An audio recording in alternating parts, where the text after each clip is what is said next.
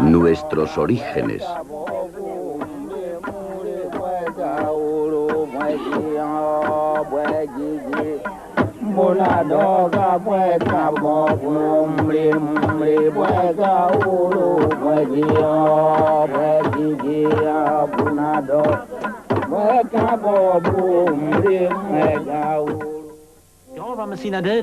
Las tumbas, con sus cuerpos muertos y sus ajuares funerarios, pertenecen a los restos más importantes de la arqueología. Diferentes tipos de tumbas con sus contenidos nos hablan del estatus social y económico que el difunto tenía en vida. La muerte es inevitable para todos nosotros. Por tanto, el enterramiento de un difunto es un acto universal en todas las culturas pasadas y presentes. Vamos a viajar desde Irlanda, con sus más antiguas tumbas megalíticas, hasta los pueblos primitivos del sur del Pacífico que construyeron el mismo tipo de monumentos funerarios. Y en este viaje intentaremos penetrar en el mundo de concepciones mágicas que se esconde tras la manifestación más definitiva de todas las humanas, la muerte.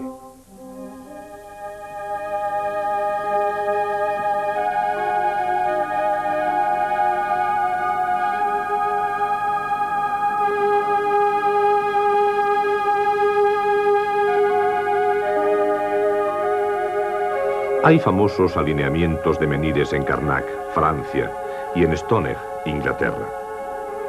Silenciosos y majestuosos, se levantan a miles, como atalayas, sobre la costa del Atlántico, en lugares como Menec, Carmario, Carlescan y Carceo. Desde hace 5000 años permanecen enhiestos, desde el suelo, en un intento pétreo de unir el cielo con la tierra. Durante una eternidad han ocultado imperturbablemente sus secretos. ¿Por qué levantan piedras? ¿Por qué tantas y colocadas en hilera a lo largo de Clun? ¿Por qué precisamente aquí, en la costa del Atlántico? Pocos restos prehistóricos han estimulado tanto nuestra imaginación como los monumentos funerarios europeos con cámaras de piedra. Las tumbas megalíticas. Megalítico significa piedra grande. El misterio de los dólmenes, de las tumbas de pasillo y de las piedras levantadas, los menhires, siempre ha atraído a los seres humanos, causándoles un asombro fascinante. Se han hecho intentos de interpretación más o menos serios. Algunos puramente especulativos tuvieron éxito en el público, como visitas de extraterrestres o la de que eran avanzados observatorios astronómicos. Y es que, donde termina el conocimiento, empieza la imaginación y la superstición. Y nuestro conocimiento de los monumentos megalíticos de la Europa occidental ha sido, durante mucho tiempo, deficiente. Hasta hace poco era una creencia común la de considerar los dólmenes y las tumbas de corredor como un tardío renacimiento de los monumentos funerarios del cercano Oriente, es decir, de las pirámides de Egipto o de los zigurat mesopotámicos. La pirámide de Keops, en las afueras de El Cairo, fue construida en el siglo XXVII a.C., y en esa hipótesis, los monumentos megalíticos de Europa debían ser más recientes. La causa de esta hipótesis era la falta de modernas investigaciones y datos fiables que aún perduraba en la década de los años 60. Las excavaciones de los años 60 y 70, con los datos nuevos obtenidos a partir del carbono 14, han cambiado completamente nuestras ideas sobre el desarrollo de los monumentos megalíticos de Europa.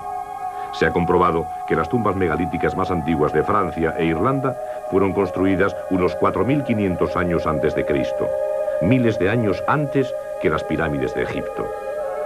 Son, por tanto, los monumentos funerarios conocidos más antiguos del mundo. Pero, ¿cuál es la razón de edificar y enterrar en cámaras de piedra? ¿Y por qué fueron construidas solo por pueblos que vivían en la costa del Atlántico? No hay monumentos megalíticos en la Europa central, a pesar de que allí había sociedades agrícolas ricas en el Neolítico a finales de la Edad de Piedra. ¿Qué significa esta conexión con la costa?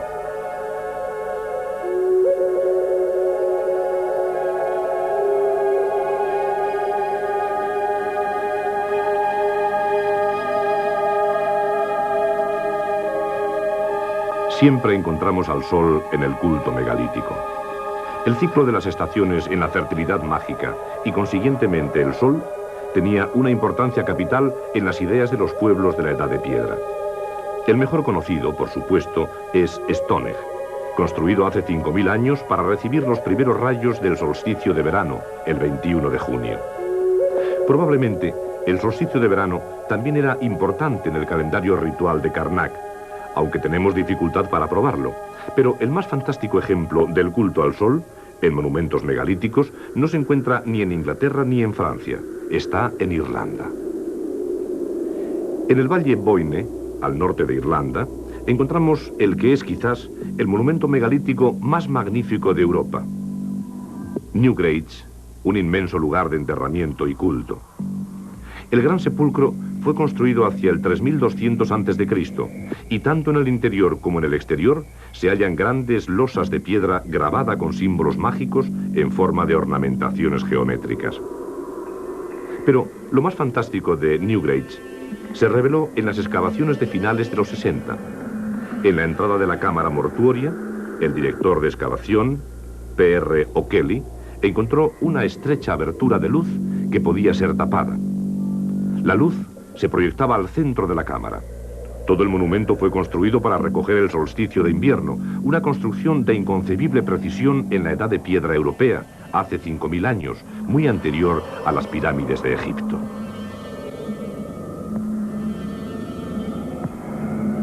Sucede una vez al año. A las 9:54 del 21 de diciembre, una luz que va intensificándose paulatinamente se difunde por la oscura cámara funeraria.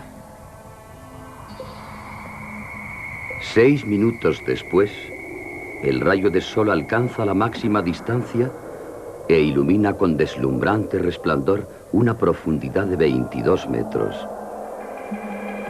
Después empieza a disminuir y a las 10:15 desaparece totalmente. El increíble espectáculo termina en 20 minutos.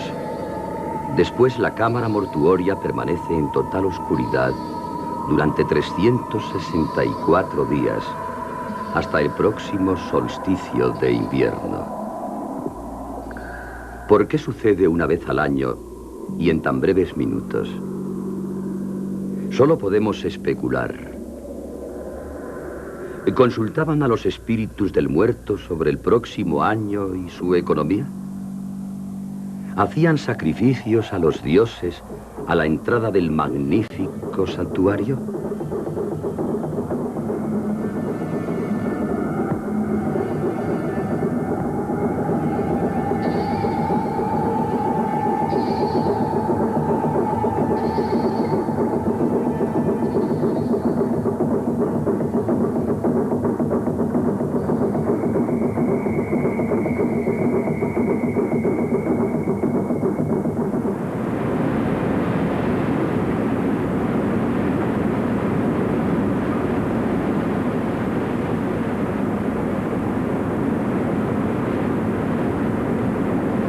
Detrás de la accidentada y azotada por los vientos costa atlántica irlandesa se halla una de las más grandes concentraciones de tumbas megalíticas de Europa. Recientemente, una expedición arqueológica sueca fue allí a tratar de responder a estas preguntas. ¿Cómo y cuándo empezó todo esto? En Sligo encontraron los más antiguos megalitos conocidos del mundo.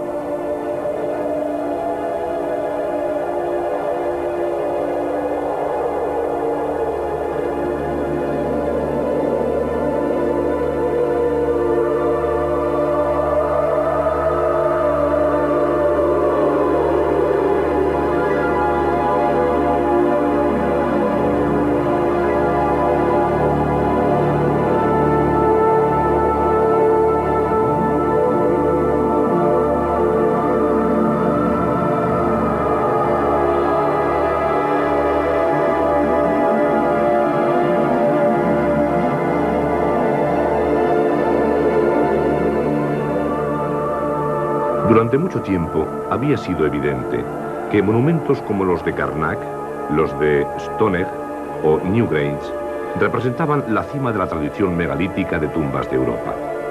Antes de esto, generaciones de pueblos debieron haber desarrollado sociedades poderosas que se reflejaban en estas impresionantes estructuras.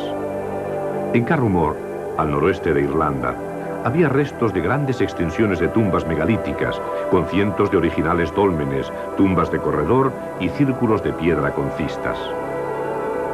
Entre 1977 y 1982, comenzaron a descubrir un atisbo de fascinadoras sociedades de la Edad de Piedra, cuyo centro de vida ritual era la erección de tumbas megalíticas para sus muertos. Y el primer dolmen excavado reveló fechas muy lejanas para sus tumbas. Había sido construido hacía 6.000 años aproximadamente. La temprana fecha de la tumba número 7, en Carrumore, tenía que haber sido pronto seguida por las fechas anteriores o idénticas de las tumbas megalíticas de este lugar. Por consiguiente, también se nos esclareció el problema del origen de la tradición megalítica en estos pueblos de la Edad de Piedra. Las teorías de la migración de pueblos o difusión de ideas pudieron desecharse fácilmente. El origen de esta tradición debía ser buscado en el interior de los mismos pueblos y en sus propias condiciones, en la sociedad que vivía aquí hace 5 o 6.000 años. Las tumbas también nos dan una estremecedora perspectiva de sus ceremonias funerarias y sus condiciones sociales. El muerto había sido quemado en piras y en muchos casos viejos hombres habían sido enterrados con mujeres jóvenes. Quizá muestra de sacrificios humanos en los que una mujer esclava o una esposa ha debido seguir a su dueño a la muerte.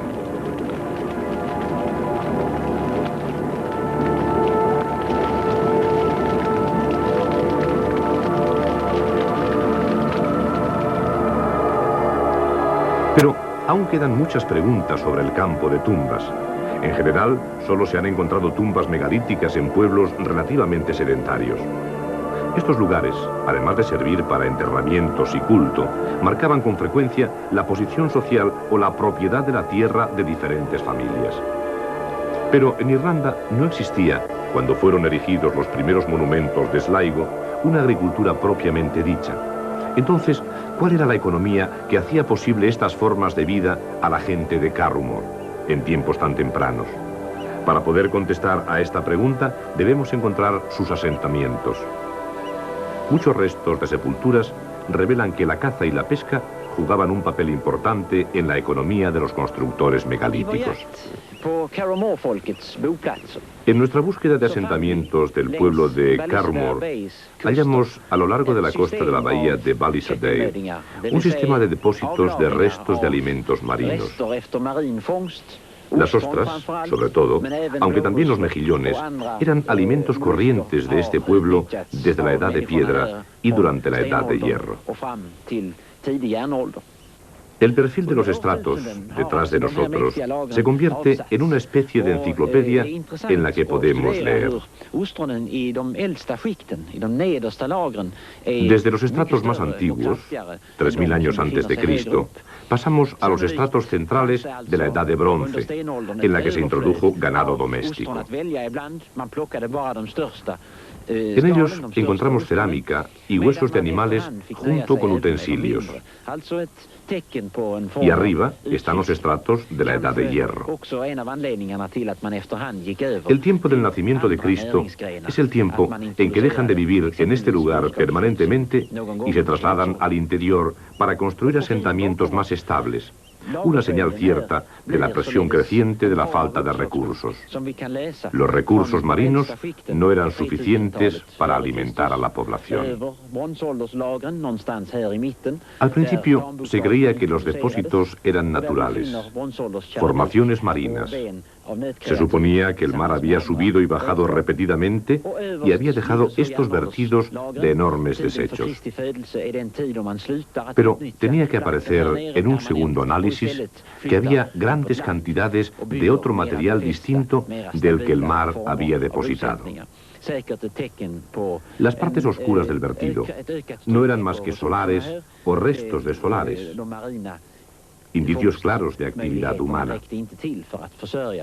También había grandes montones de utensilios, cerámica y restos de huesos de animales que mostraban que el lugar fue utilizado durante un largo periodo de tiempo para aprovechar los recursos del mar. Actualmente, este perfil, que mide en su sección más profunda 5 metros, revela que el sitio fue habitado con más o menos continuidad durante cerca de 4.000 años. Muchos indicios, pues, de que los recursos marinos hicieron bien pronto posible que el pueblo de Karumor desarrollara una tradición cultural avanzada, edificando tumbas megalíticas y con un alto grado de vida sedentaria en la península Nognarea. Visar den här profilen, som i sitt djupaste avsnitt går ner till cirka 5 meter, att man har bott på platsen mer eller mindre kontinuerligt under nära 4000 år.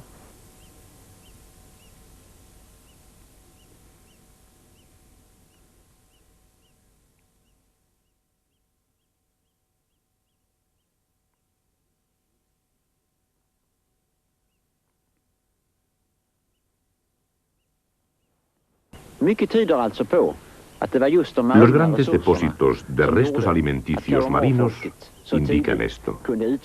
Y todavía las focas se detienen a centenares, gruñendo, en los bancos de arena de la bahía Balisadeir cuando baja la marea. Och fortfarande ligger sälarna i hundratal och skäller ute på sandrevlarna i Balisadeir Bay när det är ebb.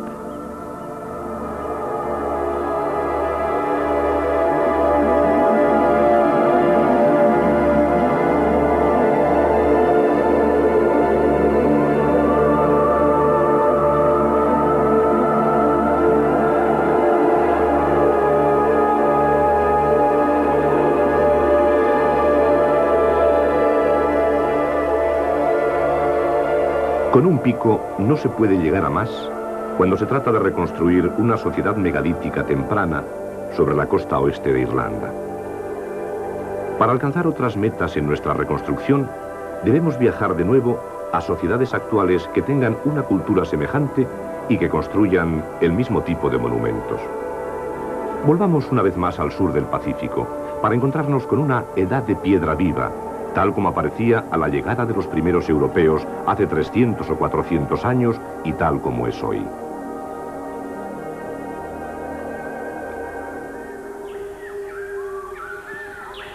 Nan Madol, sobre la pequeña isla de Ponape, en Micronesia. La Venecia del Pacífico. Un magnífico templo construido con enormes pilares de basalto en islas artificiales en un lago. Docenas de plataformas con diferentes funciones unidas por canales. Los jefes, sacerdotes y servidores del templo, con sus ofrendas, debían trasladarse en barco. Los templos eran los edificios más impresionantes y prominentes del Pacífico Sur. Pero llegamos aquí demasiado tarde. Así como en Karnak, Stonehenge o Newgrange, las paredes majestuosas permanecieron mucho tiempo, hasta que se llegó al conocimiento de la gente y sus ritos, que una vez hicieron de Nan Madol un lugar de culto central distinguido. Ningún europeo consiguió tener la oportunidad de verlo cuando estaba en uso. Ningún habitante vivo en Pohnpei sabe algo acerca de los extraordinarios templos en ruinas de la laguna. Cuando los primeros europeos llegaron aquí, la ciudad del templo hacía ya tiempo que había sido abandonada e incluso llegó a ser una reliquia olvidada del pasado con la población local. La investigación arqueológica reveló que Nan Madol fue construida en el siglo XIII, pero es muy probable que fuera un lugar de culto incluso antes. 300 años después, la ciudad del templo fue abandonada inexplicablemente. A pesar de ello, los hallazgos descubiertos por excavaciones reflejan la función de los diferentes templos construidos. Hoy día casi están completamente cubiertos de mangle y matorrales. Muchos de ellos han sido utilizados como lugares de enterramiento por los sacerdotes, otros como lugares de sacrificio. Nan Dovas, el mayor de todos ellos, el templo del dios de la guerra, probablemente fue el lugar para sacrificios humanos acorde con lo que sabemos de otros templos del sur del Pacífico dedicados al culto de los dioses de la guerra.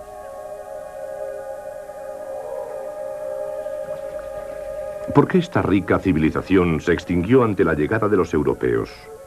No lo sabemos todavía. Futuras excavaciones podrán darnos una respuesta.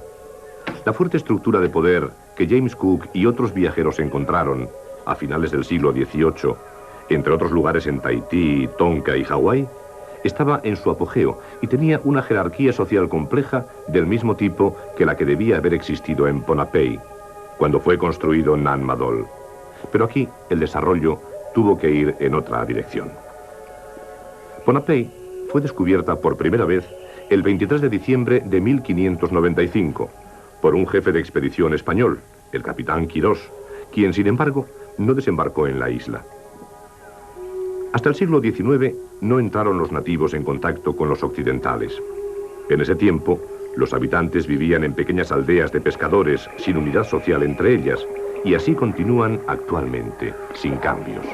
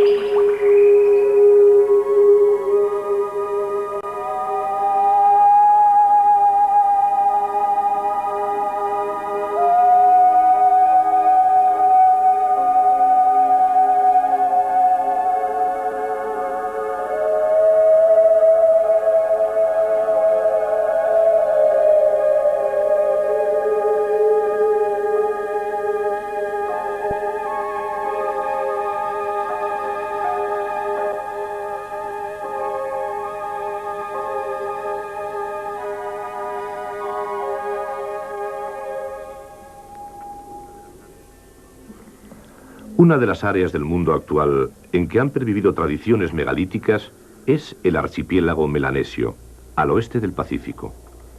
En las islas Trobriand, en Papúa, Nueva Guinea, sus habitantes han practicado siempre una forma muy especial de enterramiento. En la aldea de Kaibola, en la isla de Kiriwina, nos encontramos con Toulaba, que nos prometió enseñarnos la cueva de sepulcros de su familia en Kituma. Durante el camino nos fue hablando de ceremonias extrañas.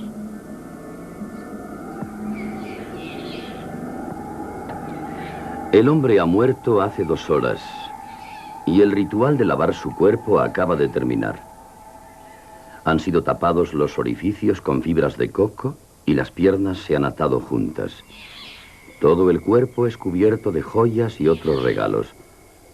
Los acompañantes enlutados lo acarician tiernamente mientras pasan objetos valiosos sobre su pecho. Un hombre pasa sobre su vientre una hoja de hacha pulimentada y, entre tanto, la viuda agita la cabeza de su marido de un lado a otro. Un grupo de mujeres danza rítmicamente, enjolladas con hermosas conchas. Tienen afeitadas las cabezas y sus cuerpos cubiertos con hollín y grasa. Los hijos del difunto han terminado de cavar la fosa, han envuelto su cuerpo con alfombras y lo han colocado en el hoyo. El muerto permanecerá 24 horas en la tumba. En la noche siguiente sacan el cuerpo y comienzan el descarnamiento del esqueleto. Esto lo realizan los hijos. Se corta la carne y los jóvenes chupan los huesos limpios de las partes blandas. Con orgullo pueden decir que han lamido los huesos limpios del antebrazo de su padre. Terminado esto, se lava en la playa, en agua salada, todo el esqueleto y los hijos se limpian con aceite de coco. En estas ceremonias no está presente realmente la persona fallecida. Su espíritu ya ha abandonado el cuerpo para ir a la isla de la muerte, Tuma, situada al noroeste de Kiriwina, en las islas Trobriand. A nadie se le permite ir allí. Es una isla tabú. En Tuma es recogido por Topileta, el guardián del camino de la muerte. Finalmente, en el paraíso, el muerto se encuentra con maravillosas doncellas de bellísimo espíritu que, dispuestas con insaciables deseos, satisfacen las fantasías eróticas más impetuosas a los ojos de todos.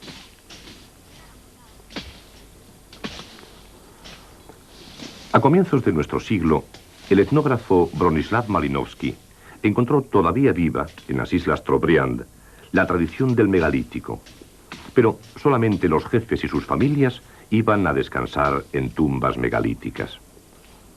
Todos recordaban que el lugar de culto y enterramiento de los jefes estaba en el centro de la isla, en Otuyam. Aquí eran colocados sus huesos, lavados y limpios, en enormes vasijas de arcilla. El resto de la población se enterraba en fosas. Escenas funerarias de la Edad de Piedra han sobrevivido hasta nuestros días en Kiriwina y en otras islas Trobriand. Pero mientras que las cuevas funerarias todavía estaban impregnadas de poder mágico, ningún viviente podía violar la entrada en Tuma, la isla de la muerte. Sus grandes megalitos habían sido abandonados al avance de la selva. Los jefes eran enterrados en el centro de sus aldeas. El megalito Otuyam y las vasijas de arcilla de Kituma tienen 2000 años de antigüedad. Todavía no conocemos su historia. La costumbre de depositar los restos de los muertos en cuevas funerarias está muy extendida en Melanesia y aquí, en las tierras altas de Nueva Guinea. Pero aquí no descarnaban los esqueletos, sino que los ahumaban, los desecaban y los enterraban, atados como momias en la profundidad de las montañas. Y en la zona del Sepik, se moldeaban las facciones del muerto sobre sus calaveras y eran colocadas en la casa de las calaveras, donde los espíritus participaban en diferentes ceremonias.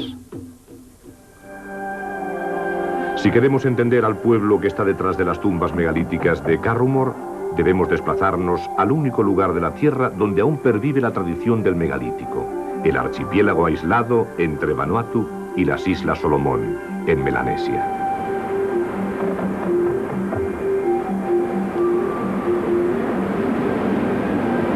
No hay más que una manera de llegar allá, a pie.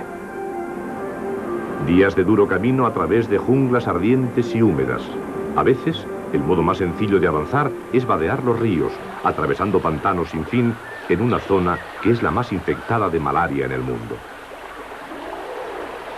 La mayor parte del año llueve a cántaros, con una humedad del 100% y un calor de 35 grados centígrados. No es precisamente el clima paradisíaco que nosotros solemos asociar con el de las islas del sur del Pacífico. Y esta es una de las razones por las que este pueblo ha sido dejado en paz y no ha recibido la influencia occidental. Por esto, han mantenido sus antiguas tradiciones hasta nuestros días. La recompensa a estas fatigas es grande. De repente, un claro se abre en la jungla y allí encontramos las primeras tumbas megalíticas y centenares de piedras enhiestas. Un Karnak de los trópicos, parecen abandonadas cubiertas de musgo, helechos y otras plantas. ¿Era solo un mito eso de que los habitantes de estas islas todavía usaban sus megalitos?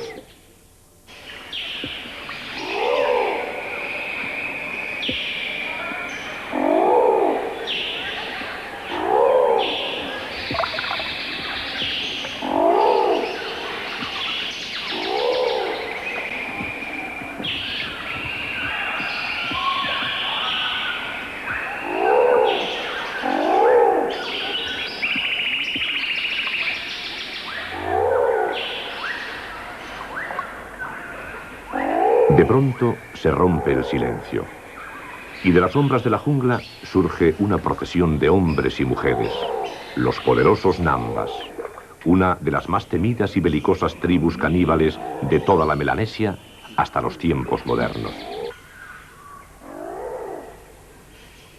Se les ha llamado así porque el pene de los hombres está cubierto de fibras de banana, Nambas. En la ceremonia de bienvenida hallamos una antiquísima tradición. Las islas han estado habitadas desde el siglo 31 a.C., por lo menos, y nada ha cambiado desde entonces. Los adornos del pelo de las mujeres, así como los cinturones de corteza y las nambas de los hombres, son lo mismo que en 1774, cuando James Cook descubrió Malecula.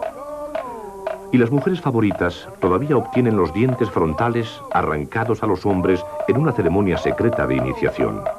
Es el favor más codiciado que una mujer puede alcanzar de un poderoso Namba.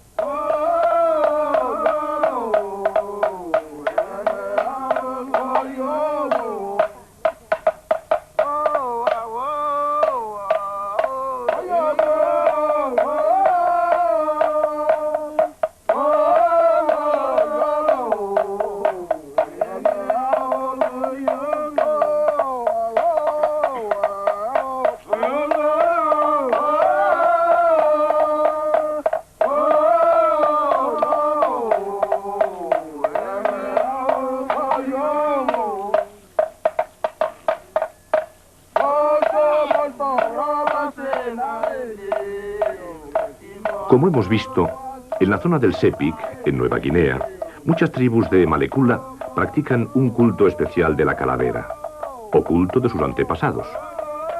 En él, la calavera del difunto es moldeada con arcilla y fibras de coco para hacerla lo más parecida posible a los rasgos del pariente muerto.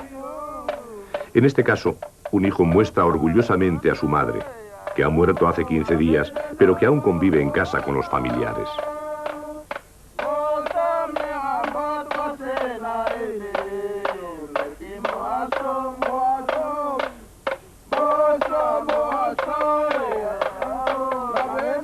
Y este es su padre. Las calaveras de ambos tienen su pelo natural. Dentro de ciertas sociedades secretas, las calaveras moldeadas son colocadas en palos y las llevan en danzas ceremoniales de diferentes tipos.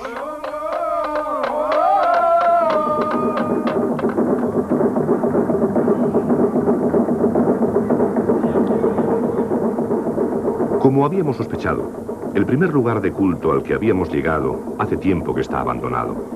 Pero en una aldea próxima fuimos llevados a un lugar sagrado de danza, que era actualmente el centro ritual de la tribu.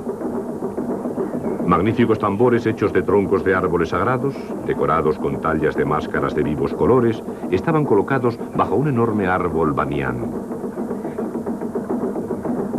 Enfrente de los grandes tambores había otros más pequeños en diferentes estados de conservación, desde los que habían sido hechos hacía poco, todavía en uso, hasta los que estaban casi podridos. El lugar es tabú, y nada de lo que le pertenece puede ser retirado. A ambos lados del árbol banyam se levantan tumbas megalíticas en hilera que se retrotraen a innumerables generaciones. Nadie sabe si su antigüedad es de 500 años o de 5000.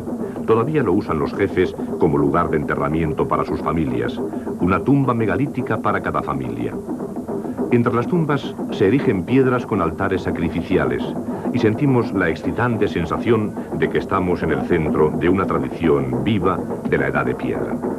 Hay cuerdas en las piedras del altar para atar a los cerdos que van a ser sacrificados en la próxima ceremonia. De todo lo que sucede ahora durante la preparación de la próxima ceremonia, muy poco o nada hubiera podido conservarse como resto material arqueológico. Y no son solo los cerdos los que van a ser apaleados y sacrificados a los dioses y a los espíritus de los antepasados. Flores y frutas son traídas sobre cañas de bambú sobrecargadas, regalos de diferentes familias pertenecientes a la tribu. Todo se coloca en plataformas especiales detrás de la pista de danza. Por el contacto creciente con el mundo exterior, ya empiezan a verse vestidos modernos entre la población, aunque es imposible llevarlos limpios en un clima tan caluroso y húmedo. Cada jefe de aldea tiene su propio tambor en el lugar de culto megalítico de la tribu. Aquí tenemos al jefe Amete, posando orgullosamente enfrente de su obra maestra, vestido con el tradicional atuendo namba. Lleva semanas preparar las diferentes ceremonias. La pista de danza es embellecida con adornos y esculturas de madera, cada una con una función específica y su nombre especial. Todo está asociado con acciones de magia y protección.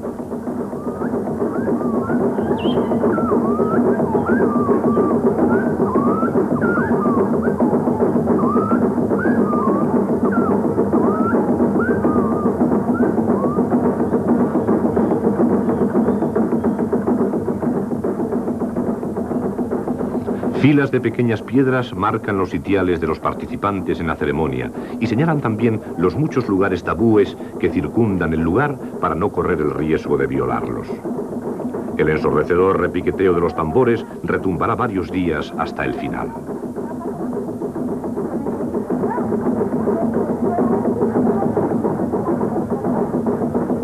En un vano abierto en la pared de piedra que da lugar más sagrado, cuelgan las mandíbulas de los cerdos sacrificados en ocasiones anteriores. Ninguna persona no iniciada ha podido nunca antes visitar el santuario, y es algo incomparable lo que nos espera.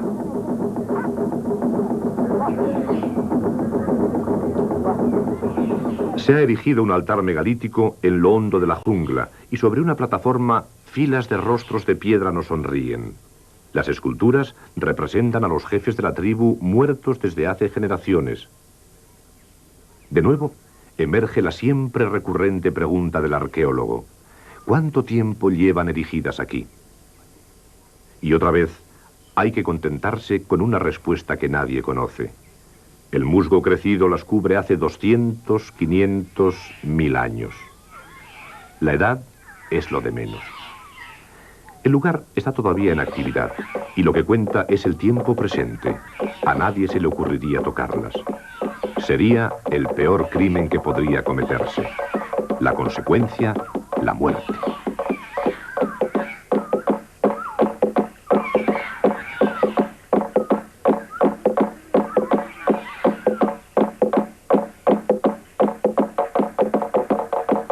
En los rostros de piedra, los espíritus de los jefes muertos se unen a los participantes en las ceremonias. Tienen diferentes expresiones. Es notable el hecho de que muchas esculturas parezcan una mezcla de cerdo y ser humano. Un ejemplo del importante simbolismo del cerdo en un lugar en el que los cerdos aún siguen siendo para un hombre la más valiosa propiedad.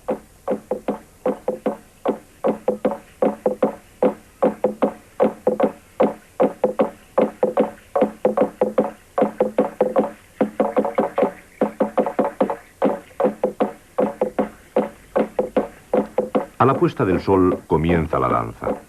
Una gran cantidad de tradiciones megalíticas en la Melanesia tienen notables semejanzas con nuestras tumbas de cámara del megalítico europeo. Cada aldea tiene su propio lugar de culto, que es frecuentado por todos los habitantes, pero solo a los que ocupan una alta posición se les permite erigir piedras o construir tumbas megalíticas con cámara. Hay diferentes clases sociales, pero casi nadie puede esforzarse en alcanzar un grado superior. Entre las clases más bajas se levantan pilotes o plataformas de madera en sus ceremonias de tránsito, y en ciertas épocas se les permitió erigir sus primeras piedras.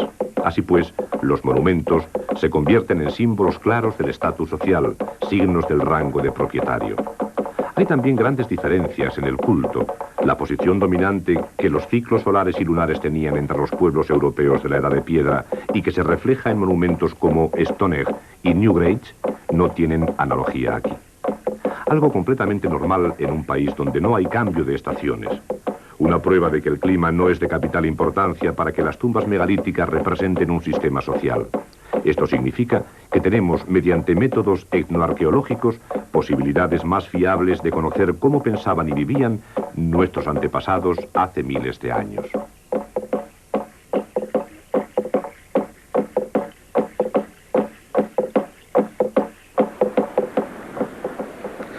Tenemos prisa, sin embargo.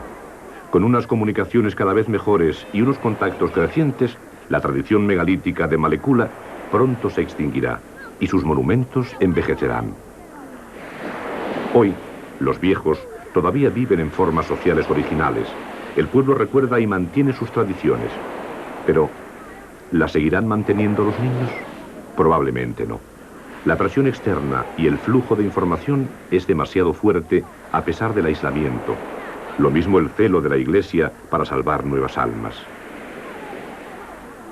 Hasta los jefes mismos contribuyen en parte a esta evolución, enviando a sus hijos a las escuelas y universidades de la capital de su país.